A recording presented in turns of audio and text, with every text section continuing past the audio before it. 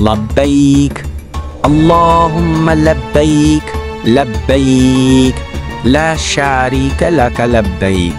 আল্লাহর নৈকট্য লাভের অন্যতম ইবাদত পবিত্র হজের দিন আজ। লাব্বাইক ধ্বনিতে মুখরিত আরাফাতের ময়দান। নবীজির ভাষায় এই ময়দানে অবস্থানের নামই হজ, তাই এটি না করলে হজই আদায় হয় না।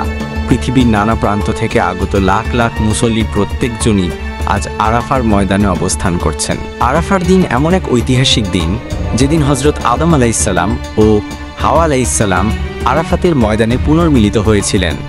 আর এই ময়দানেই নবীজি হিজরতের 10ম বছরে উপস্থিত লাখো সাহাবীর সামনে দিয়েছিলেন বিদায়ী হজের ঐতিহাসিক ভাষণ, যেখানে তুলে ধরেন মানবাধিকার, নারীর অধিকার, জীবন মর্যাদা ও ইসলামী ভ্রাতৃত্বের ঘোষণা। পবিত্র দিনে তওবা, কান্নাকাটি আর দোয়ার মধ্য দিয়ে কাটাচ্ছেন হাজিরা। কেউ দাঁড়িয়ে, কেউ বসে, কেউ বা দুহাত উঁচু করে প্রিয়জনদের জন্য দোয়া করছেন। হাদিসে এসেছে, আরাফার দিন আল্লাহ তাআলা জাহান্নাম থেকে সবচেয়ে বেশি বান্দাদের মুক্তি দেন। নবীজিও আরাফার ময়দানে দাঁড়িয়ে দাঁড়িয়ে কান্না ভেজা চোখে আল্লাহর কাছে দোয়া করেছিলেন, উম্মতের জন্য মুক্তি কামনা করেছিলেন। এবছর পবিত্র হজ ঘিরে সৌদি সরকার নিয়েছেন অত্যাধুনিক সব ব্যবস্থা। তীব্র গরম থেকে বাঁচতে কৃত্রিম বৃষ্টির পানি ছিটানো, পান করার জন্য মসজিদে নামিরার পাশে অসংখ্য কলের ব্যবস্থা ও নিরাপত্তা জোরদার সহ কৃত্রিম বুদ্ধিমত্তা ব্যবহার করা হয়েছে।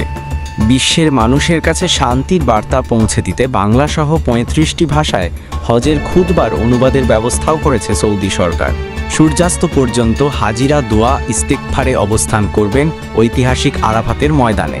এখানেই জোহর ও আসর নামাজ একসঙ্গে আদায় করবেন। এরপর রওনা হবেন মুজদালিফার উদ্দেশ্যে, যেখানে রাত কাটাবেন খোলা আকাশের নিচে। সেখানে একসঙ্গে আদায় করবেন মাগরিব ও এশার নামাজ।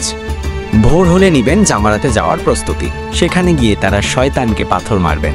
আজই ইসলামী বর্ষ গণনার সবচেয়ে গুরুত্বপূর্ণ দিনগুলোর একটি। 9 জিলহজ, প্রেমময় ইবাদত হজের দিন। এদিন হাজিরা আল্লাহর কাছে মন খুলে দোয়া করেন, হৃদয়ের সব আকুতি মিনতি জানিয়ে আল্লাহর কাছে ফরিয়াদ করেন। এদিন মসজিদে নামিরা থেকে হজের খুতবা দেয়া হয়। খুতবার পরেই বিশ্ববাসীর কল্যাণ কামনা করে দোয়া করেন। এরপরই হাজিরা রওনা হন মুজদালিফার দিকে।